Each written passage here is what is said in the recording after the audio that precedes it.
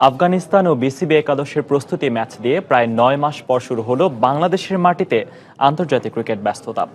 আফগানদের দেয়া ২৩৪ রানের টার্গেটে ব্যাট করছে বিসিবি একাদশ। ব্যাট করতে নেমে শুরুতেই সাবধানে শুরু করে দুই আফগান ওপেনার নওরোজ মঙ্গল ও মোহাম্মদ শাহজাদ। তবে রনি বাবুর বোলিং তোপে বেশিক্ষণ টিকতে পারেননি সফররতরা। দলীয় ৩০ রানের রনির বলে নওরোজ মঙ্গল ক্যাচ তুলে দেন উইকেটরক্ষক লিটন দাসের হাতে। পরের ওভারে মোহাম্মদ শাহজাদকে বোল্ড করে ফিরিয়ে দেন আলাউদ্দিন বাবু। তৃতীয় পেসার শুভাশিস রায়ের বলে ক্যাচ তুলে ফিরে যান রহমত শাহ। এরপর স্পিন দিয়ে আক্রমণ শুরু করেন অধিনায়ক ইমরুল কায়েস। অনূর্ধ্ব ১৯ দলের সাবেক অধিনায়ক মিরাজ নেন ৩টি উইকেট। তার ঘূর্ণিতে আউট হয়ে প্যাভিলিয়নে ফিরে যান অধিনায়ক আজগর স্তানিকজয়, রশিদ খান ও মোহাম্মদ নবী।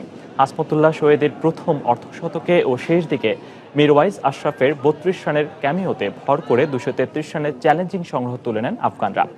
আলাউদ্দিন বাবু ৩টি উইকেট, আবু হায়দার রনি ও শুভাশিস রায় ২টি করে উইকেট নেন। জবাবে ব্যাট করতে নেমে শুরুতেই বিপাকে পড়ে BCB batting line up.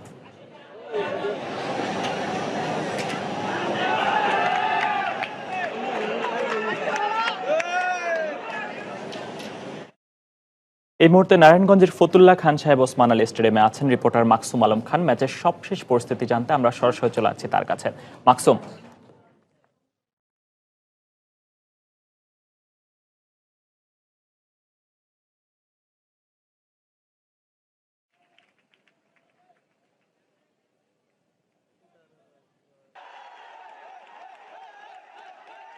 Bat করছে বাংলাদেশ। তো শুরুতেই তারা আর্লি যে উইকেট অর্থাৎ নির্ভরযোগ্য ব্যাটসম্যানদের উইকেট হারিয়ে ফেলে। যেমন দেখেছি আমরা এনামুল বিজয় আউট হয়ে গেছেন, অধিনায়ক ইমরুল কায়েস আউট হয়ে গেছেন। এরপরে সাব্বির রহমান যার উপরে ভরসা ছিল বেশি, তিনি ব্যাটিং এ নামার সঙ্গে সঙ্গে গ্যালারিতে দেখছিলাম আমরা যে সাব্বিরের নাম নিয়ে চিৎকার করছিলেন সবাই। আহ, আসলে তিনি বাংলাদেশ দলের একজন নির্ভরযোগ্য ব্যাটসম্যান এবং এই সময় তারকা ব্যাটসম্যান। দলের মিডল অর্ডারে খেলে থাকেন, মিডল অর্ডারে বেশ কিছু ম্যাচ তিনি ভালো করেছেন। তো সেই সাব্বিরও কিন্তু খুব অল্প সময়ের ভিতরে ফিরে গেছেন। এরপরে আমরা দেখেছি লিটন দাসও বেশিক্ষণ টিকতে পারেননি। তো এই মুহূর্তে দেখছিলাম ১৪তম ওভারের খেলা চলছে। ১৩ ওভার শেষে দলের রান ছিল ৩৯, অর্থাৎ ৩ গড়ে রান উঠাতে পারছে বাংলাদেশ বিসিবি একাদশ। এবং বলতে হবে আফগানিস্তানের বোলিং এর প্রশংসা করতেই হয়। আফগানিস্তানের পেস বোলিং অ্যাটাক কিন্তু খুবই দুর্দান্ত।